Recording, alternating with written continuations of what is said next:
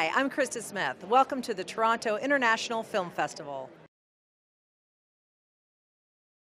All right, well, let's talk about your movie, Rush, which is great. I had Nikki Lauda in here earlier, Daniel Bruhl. Oh, right. Really? Yeah, Excellent. Yeah. great piece of casting Yeah. with you. It's a great discovery.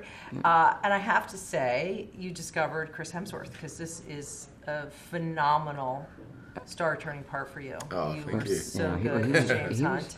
He was well. I mean, I was very concerned because we had decided on Daniel Bruhl, and I wanted a German. You know,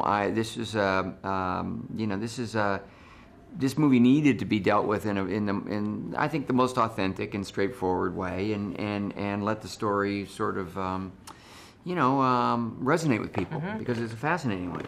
And so Daniel was set, everything was okay, but we didn't have our James, and that's so vital. And Chris had the look. I thought I'd met you, and I thought he was, sort of no one had a right to be that entertaining and charming in a movie like Thor. Yeah. So I felt like, well, that's a performance there, but I didn't know much more than that. And I was talking to his agent, and there was no way for us to get together for an audition or anything. And all of a sudden, I got this email, and in it was this self-made audition where he was doing, it had nothing to do with Chris Hemsworth. He had created this character that was cool, that was seemed an awful lot like James Hunt to me and to Peter Morgan, who wrote the script.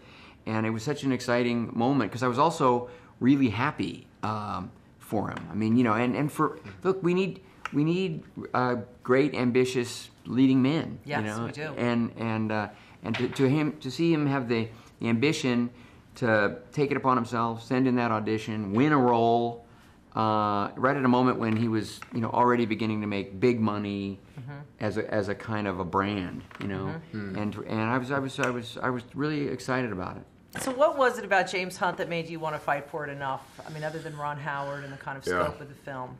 I mean, there was something, for whatever reason, I just kind of empathized with or understood about the guy.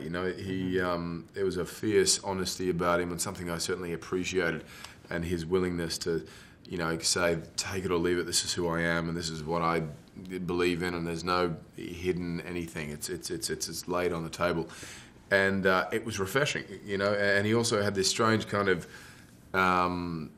absolute commitment and need to be acknowledged, and said, regardless of his exploits and what he did off the track, which kind of overshadowed everything else, underneath that was, and more importantly, was this, talent. He was an absolute athlete, and there was a lot of layers to this guy about kind of why he approached things. There was a glamorous side to him and a rock star, but there was an incredible insecurity and vast contradictions in who he was. And the more research we did and the more we spoke to people, the more that became evident, and the more it was like, who is this guy? And just before we started shooting, I really didn't know, and I still to this day don't know that I completely have an absolute, one line about him. And I think that was what was fascinating.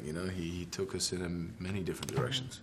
Yeah, you're talking about James, and one of the things that I think is true is, I just don't think this story ever would have unfolded this way in any other decade. Even the 60s in a way.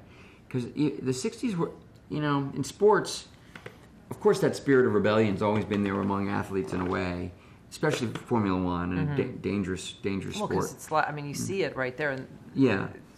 But that sort of need to be outrageous, to define yourself that way, to defy convention.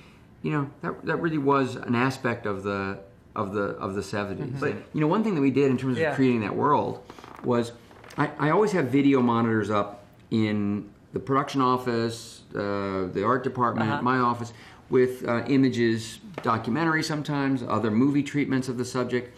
But another thing started happening in our production office, because there was so much research going on between the wardrobe, the production design, art department recreating this world, the cars, Formula One, all those details. Everybody in every department started making color Xeroxes and putting them up on the wall. And you know, a lot of them came out of Vanity Fair because we were trying to not just do Formula One, we were trying to understand glamour. We were trying to understand that sort of expression of self. And, you know, that's Vanity Fair's always been good about a lot of things, but one of them is capturing that that moment, that zeitgeistian kind of thing. Chris, how is it working with Ron Howard and Mr. Hawley? I mean, now you're anointed. You're not going anywhere, are you?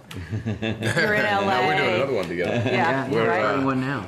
Yeah, we're about to start another movie together. It was the best, you know, and it was not only, you know, sort of in my career, the sort of perfect combination of things, you know, with the story and Ron and Peter.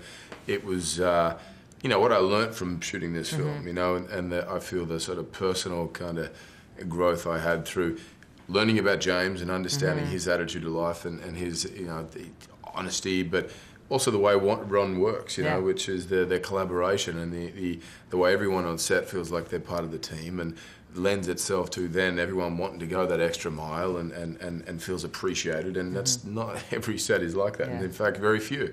And, you know, it's so nice to have the, you know, to see the end result and that be reinforced that, yeah, that is, you know, lends itself to a positive outcome and a far better experience in general, but the you know, the size of Ron's heart, it just bleeds through his films, you know, and it, you know, when this next film that we're doing together came about, it was like if we could get that, if I could get that opportunity to work with him again, it was an absolute no-brainer, and thankfully he jumped on board. Well, it's great to see you guys. Congrats on the movie. Thank it's you very awesome. much. Thank you I'm so much glad for you like stopping it. by.